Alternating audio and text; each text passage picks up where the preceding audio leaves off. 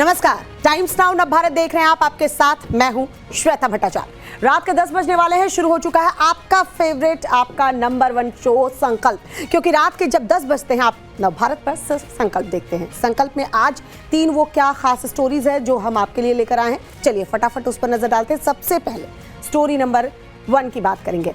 Story number 1 जिसमें आज हम आपको दिखाएंगे पाकिस्तानी पंजाब की सीएम मरियम नवाज का 12 अरब वाला जहाज फिर से सुर्खियों में। इस बार उनकी फ्लाइट की टाइमिंग चर्चा में है। मरियम का जहाज तड़के सुबह 5 – 5:30 बजे पाकिस्तानी फौज के गढ़ यानी कि रावलपिंडी के लिए उड़ता है और सुबह 10 बजते बजते वापस लौट भी आता है।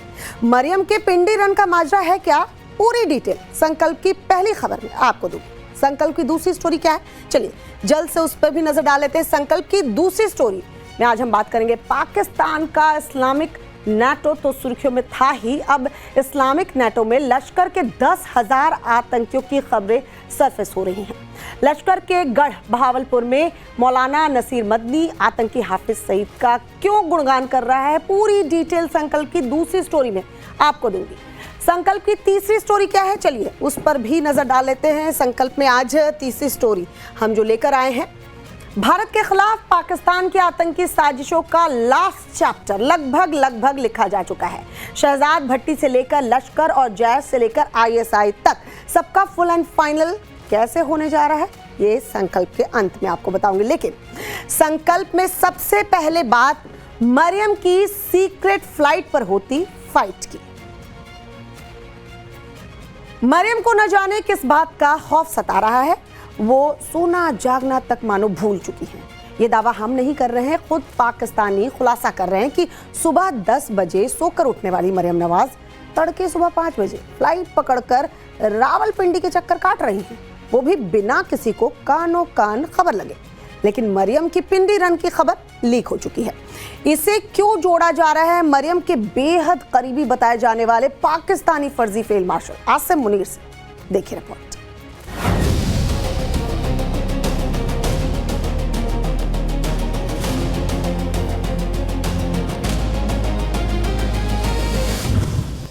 पाकिस्तानी पंजाब के मुख्यमंत्री और पाकिस्तानी प्रधानमंत्री शहबाज शरीफ की भतीजी मरियम नवाज को न जाने कौन सा खौफ सता रहा है, न जाने कौन सा मिशन पूरा करना है कि वो पाकिस्तानी आर्मी के गढ़ यानी रावलपिंडी के चक्कर लगा रही हैं। वो तड़के सुबह 12 बजे जहाज से उड़ती हैं और सुबह 10 बजते बजते उसी जहाज से लाहौर वापस भी लौट आती हैं। पाकिस्तानी पूछ रहे हैं कि मरियम इसे सीक्रेट क्यों रखती हैं। पाकिस्तान में इस वक्त मरियम के फ्लाइट और कथित खुफिया मीटिंग्स की चर्चा सबसे ज्यादा सुर्खियों में है। लोग सवाल उठा रहे हैं कि मरियम नवाज इतनी सुबह यानी 5 – 5:30 बजे अपने प्राइवेट जहाज से रावलपिंडी क्यों जाती हैं और वो रावलपिंडी में किससे मिलती हैं और मिलकर 10 बजते बजते लौट भी आती हैं, और मरियम की इस मीटिंग को पर्दे में क्यों रखा जा रहा है। पाकिस्तानी अवाम अपने नेताओं की इन्हीं हरकतों पर भयंकर नाराज दिख रही है। रावलपिंडी में पाकिस्तानी फौज का हेडक्वार्टर यानी GHQ है। पाकिस्तानी अवाम इसलिए मरियम के कथित तौर पर बेहद सीक्रेट रखे जा रहे रावलपिंडी दौरे पर सवाल उठा रही है क्योंकि मुनीर से मरियम की घनिष्ठता जग जाहिर है, जो कुछ दिन पहले 14 अगस्त को दिखाई भी दी। पाकिस्तान की कमान फौज के हाथों में है और दावा है कि शरीफ खानदान सियासी मुश्किल में, क्योंकि शरीफों के सबसे बड़े दुश्मन कहे जाने वाले इमरान खान को पाकिस्तानी सुप्रीम कोर्ट ने थोड़ी बहुत राहत दे दी है। मरियम के पिंडी रन को लेकर कयासबाजी यही है, वो किसी भी संभावित मुसीबत की काट तलाश रही हैं। पाकिस्तानी अवाम मरियम और उनके पूरे खानदान को मुश्किलों में घिरा क्यों बता रहे हैं, ये भी जान लीजिए। शरीफ खानदान के ना चाहते हुए भी इमरान खान को इलाज के लिए अस्पताल भेज दिया गया, यानी मुनीर ने शरीफों की एक न सुनी। खबरें इस बात की भी हैं कि पाकिस्तान के चारों सूबों के टुकड़े किए जाएं। पाकिस्तानी पंजाब के भी 3 टुकड़ों की हवा गर्म है। ऐसा हुआ तो मरियम की कुर्सी जाना तय है।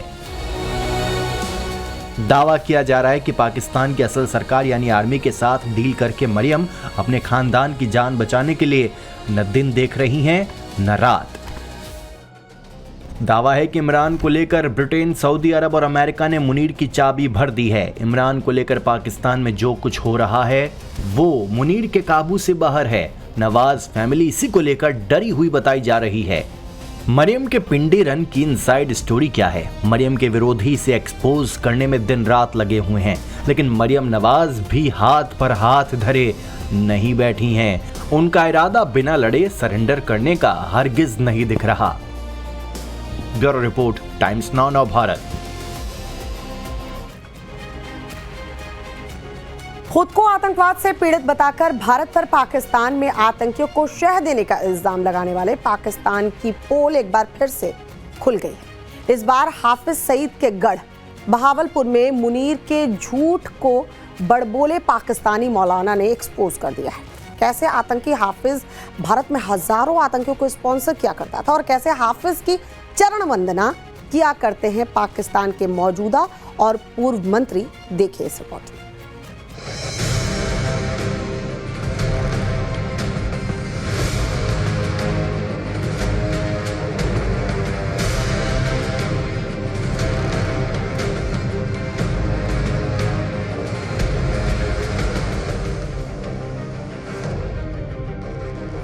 पाकिस्तान की ग्रिप हमेशा से मिलिट्री, मिलिटेंट्स और मौलानाओं के हाथों में रही है। यही वजह है कि पाकिस्तान दुनिया भर में आतंकियों का सबसे बड़ा मरकज रहा है। भारत में कई दशकों से आतंकवाद फैलाना, अफगान वॉर के लिए टीटीपी को तैयार करना और अब मौलाना नासिर मदनी का आतंकियों से फ्रेश प्यार का इजहार पड़ोस में हो रही आतंकी साजिश की ओर इशारा कर रही है। पाकिस्तान के बहावलपुर में लश्कर-ए-तैयबा के पॉलिटिकल विंग के जलसे में मौलाना मौलवी नसीर मदनी ने पाकिस्तान की पोल खोलकर रख दी। मदनी ने कहा कि हाफिज सईद ने कश्मीर में कुर्बानी के लिए 10,000 आतंकी भेजे थे, लेकिन पाकिस्तान में हाफिज को इसकी सजा दी जा रही है। इस बात से इनकार नहीं किया जा सकता कि अगर मौलाना और मिलिटेंट गठजोड़ की राह में पाकिस्तानी नेता नगरी ने अड़ंगा लगाया तो पाकिस्तान में भुट्टो पार्ट 2 दोहराया जाएगा। पाकिस्तान आतंक का अड्डा है, ये पूरी दुनिया जानती है। यही वजह है कि इंटरनेशनल प्रेशर के चलते पाकिस्तान में आतंक के सरगना हाफिज सईद को जेल में रखा गया है। हालांकि ये कार्रवाई दिखावे के लिए है, ये बात भी पूरी दुनिया जानती है। आतंकियों को पालना पाकिस्तान की पुरानी रवायत है। हालांकि पाकिस्तान की आवाम भले ही दाने दाने की मोहताज हो, लेकिन आतंकियों का बचाव करने में वो पीछे नहीं। हाफिज जैसे आतंकी सरगना को देशभक्त बताया जा रहा है। पाकिस्तान हमेशा से आतंकवाद की फैक्ट्री रहा है। इस लेटेस्ट वीडियो के बाद पाकिस्तान के आतंकवाद की फैक्ट्री होने पर फिर से मुहर लग गई। भारत को इससे जो खतरा है वो तो है ही, लेकिन आतंक के साथ गलबहियों का सबसे ज्यादा नुकसान पाकिस्तान की आवाम को उठाना पड़ता है। Bureau report, Times now Navbharat. और बड़ी खबर इस वक्त मिल रही है, आपको बता दें सर्जियो गौर के बयान से पाकिस्तान भड़क उठा है। गौर ने जम्मू कश्मीर को भारत का महत्वपूर्ण हिस्सा बताया था। पाकिस्तान ने यूएस राजनयिक को तलब किया है। गौर के बयान गैर जिम्मेदाराना है, पाकिस्तान की तरफ से यह बयान आया है। आज गौर का बयान आने के बाद उम्मीद यही की जा रही थी कि पाकिस्तान जो है वो तिलमिलाएगा और वही रिएक्शन जो है पाकिस्तान की तरफ से देखने को मिला है। दरअसल सर्जियो गौर जो है जम्मू कश्मीर के दौरे पर रहे और ये दौरा उनका काफ़ी महत्वपूर्ण बताया जा रहा था। उनके और उमर अब्दुल्ला के बीच सकारात्मक बातचीत हुई। तस्वीरें दिखा रहे हैं, जब प्रेस मुखातिब थे तो उन्होंने जम्मू कश्मीर को भारत का अभिन्न अंग और महत्वपूर्ण हिस्सा बताया और यहाँ तक कहा कि यूएस की तरफ से जो एडवाइजरी है अमेरिकन सिटीजन के लिए जम्मू कश्मीर को लेकर, उसमें चेंजेस के संकेत उन्होंने दिए थे। अब जाहिर सी बात है कि अमेरिका का कोई भारत में आकर जम्मू कश्मीर को लेकर स्टेटमेंट दे और पाकिस्तान न तिलमिलाए, ऐसा हो नहीं सकता। और हुआ भी वही, पाकिस्तान ने यूएस राजनयिक को तलब किया है। हालांकि ये तमाम गीदड़ भभकी होती है, पाकिस्तान कुछ कर नहीं पाता है, लेकिन इस बार अमेरिका का रुख स्पष्ट हो चुका है और पाकिस्तान को पता चल चुका है कि उसकी औकात क्या है।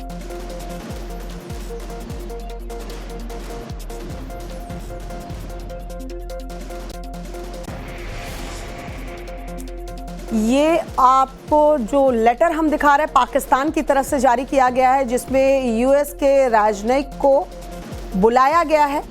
अब जाहिर सी बात है कि स्टेटमेंट जो है वो भारत में दिया जाता है और भारत में जम्मू कश्मीर की बात करें तो अभिन्न अंग है और यही बात सर्जियो गौर जब जम्मू कश्मीर में मौजूद थे, दौरे पर थे, तब मीडिया से मुखातिब होते हुए उन्होंने ये बात कही और इस बात की मिर्ची पाकिस्तान को इतनी लगी कि ये जो लेटर है वो जारी किया गया है और यूएस के राजनयिक को बुलाया गया है। It's a pleasure to be here, and this is an important part of India. Because the United States puts out travel warnings, and every so often we reevaluate those travel warnings. I cannot make any big announcements here today, but it is something we're going to look at. New Delhi, the Chief Minister here, the government here, we believe have made some incredible steps to keeping this area safer and making it more safe. And so we will be looking at if the travel warning that is imposed, that is recommended by the United States, is something that should be downgraded, because as I said earlier, this is a beautiful area. I think a lot of Americans would enjoy coming here and seeing the beauty and the opportunities that exist here. Drugs की तस्करी, हथियारों की तस्करी हो या फिर सीमा पार से ISI की सरपरस्ती में भट्टी जैसे आतंकवादियों का नेटवर्क हो, हिंदुस्तान ने हर मोर्चे पर अब सफाई अभियान की शुरुआत कर दी है। एक के बाद एक किंगपिन घसीटकर भारत लाए जा रहे हैं। दाऊद का करीबी अख्तर कासम अली मर्चेंट लाया गया, वीरेंद्र बसोवा जैसा इंटरनेशनल तस्कर भारत लाया गया, सलीम डोला से लेकर नवीन चिक्कार तक ऑपरेशनल ग्लोबल हंट के जरिए 7 समंदर पार से लाए गए। मर्चेंट से लेकर भट्टी तक मिशन क्लीन कैसे काम कर रहा है, स्पेशल रिपोर्ट दिखा रहे हैं, देखिए सर।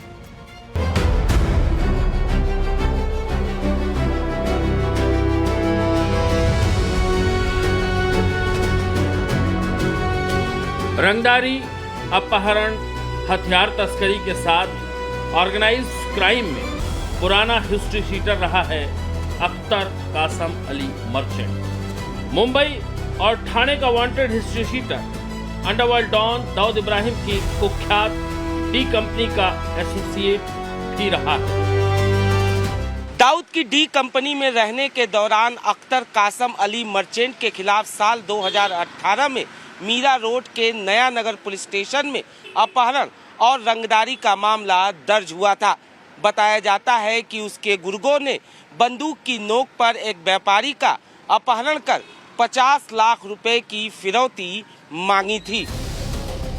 इसके बाद ये नेपाल या बांग्लादेश भाग गए। 2 साल बाद ये भारत लौटे, ये सोचकर कि छिप जाएंगे। लेकिन साल 2020 में पालघर पुलिस की एंटी टेररिज्म सेल यानी एटीएस ने नाला सोपारा से मर्चेंट को गिरफ्तार कर लिया, लेकिन जमानत पर वो रिहा हो गए।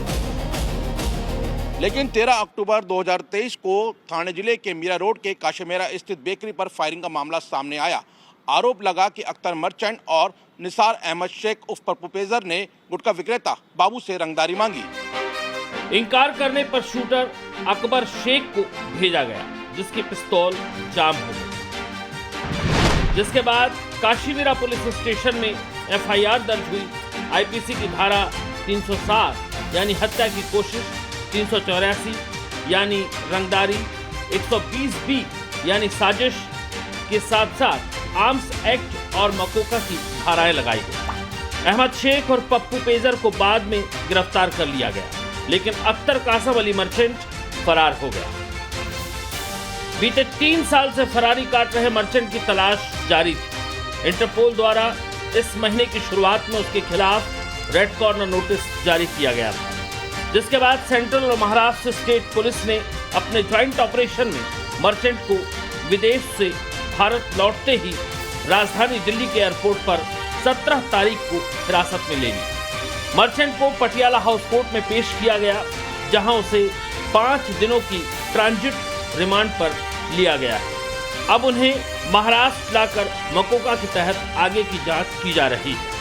क्योंकि मर्चेंट दाऊद का करीबी रहा है, दाऊद की गैंग डी कंपनी का हिस्सा रहा है, लिहाजा मर्चेंट की गिरफ्तारी से बहुत कुछ जानकारी सामने आने वाली है। दरअसल देश की सुरक्षा एजेंसियां लगातार अपने मिशन में जुटी हुई हैं। विदेशी सरजमी में छिपे बैठे अपराधियों को लगातार डिपोर्ट किया जा रहा है। 4 दिन पहले ही ड्रग सिंडिकेट के बाहुबली वीरेंद्र बसोवा को दुबई से भारत लाया गया। ड्रग तस्करी के खिलाफ चलाए जा रहे अभियान में नारकोटिक्स कंट्रोल ब्यूरो यानी एनसीबी की ये बहुत बड़ी कामयाबी थी। विदेश में छिपकर ड्रग्स का नेटवर्क चला रहे वांटेड ड्रग तस्कर वीरेंद्र सिंह बसोया उर्फ वीरू उर्फ बसोया को यूएई से डिपोर्ट किया गया। बसोया को जून 2026 में यूएई में इंटरपोल के रेड कॉर्नर नोटिस के आधार पर गिरफ्तार किया गया। ये रेड कॉर्नर नोटिस एनसीबी की रिक्वेस्ट पर जारी किया गया था, जिसके बाद भारतीय एजेंसियों ने यूएई के अधिकारियों से संपर्क किया और कोऑर्डिनेट कर बसोया की भारत वापसी सुनिश्चित की। इंटरनेशनल ड्रग सिंडिकेट के मास्टरमाइंड बसोया की गिरफ्तारी पर देश के गृह मंत्री अमित शाह ने कहा कि मोदी सरकार विदेशों में छिपे ड्रग तस्करों को लगातार ढूंढ रही है और सख्त रवैया अपनाते हुए उनके पूरे नेटवर्क को खत्म कर रही है। नशीले पदार्थों के खिलाफ जीरो टॉलरेंस की नीति में एक नया मील का पत्थर स्थापित करते हुए एनसीबी ने ड्रग तस्करी के सरगना और भगोड़े वीरेंद्र सिंह बसोया को यूएई से वापस लाने में सफलता हासिल की है। अपराधी को हर स्तर पर ट्रैक करके हमारी एजेंसियों ने एक बार फिर साबित कर दिया कि ड्रग तस्कर चाहे कहीं भी छिप जाएं, वे भारतीय कानून की पकड़ से बच नहीं सकते। दिल्ली के सरोजनी नगर के पिलांजी इलाके के रहने वाले बसोया की गिरफ्तारी क्यों महत्वपूर्ण है, उसे समझिए। दरअसल बसोया का कनेक्शन 1837 किलो मेफेड्रोन की बरामदगी से जुड़ा हुआ है। मामला 2 साल पहले फरवरी 2024 का है। महाराष्ट्र के पुणे में सिटी पुलिस ने करीब 500 ग्राम मेफेड्रोन बरामद किया था। जांच आगे बढ़ी तो एजेंसियों ने पूरे ड्रग नेटवर्क को खंगालना शुरू किया। जांच के दौरान पुणे से करीब 867 किलो मेफेड्रोन और दिल्ली से करीब 970 किलो मेफेड्रोन बरामद की गई। यानी इस मामले में कुल 1837 किलो मेफेड्रोन जब्त किया गया। बाद में इस केस की पूरी जांच एनसीबी की मुंबई जोनल यूनिट को सौंप दी गई। पता लगा कि वीरेंद्र सिंह बसोया विदेश से नेटवर्क चला रहा था। जांच में बसोया को ड्रग सिंडिकेट के एक अहम विदेशी ऑपरेटर और साजिशकर्ता के तौर पर आइडेंटिफाई किया गया।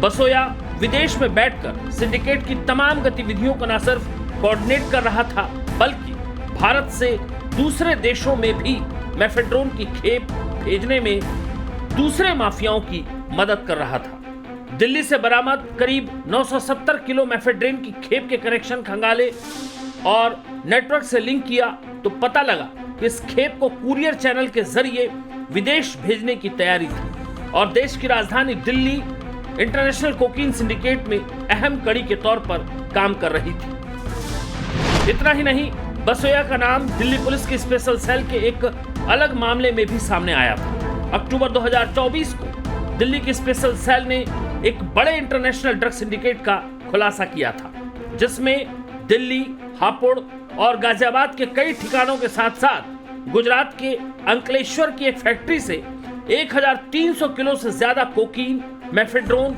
और हाइड्रोपोनिक वीड बरामद की गई थी। जांच में पता लगा कि इस इंटरनेशनल सिंडिकेट में ड्रग्स की खरीद, ट्रांसपोर्ट, स्टोरेज और सप्लाई को कोऑर्डिनेट करने में वीरेंद्र बसोया का हाथ है। लेकिन विदेश में बैठकर बसोया बेफिक्री से इस रैकेट का किंग बना हुआ था।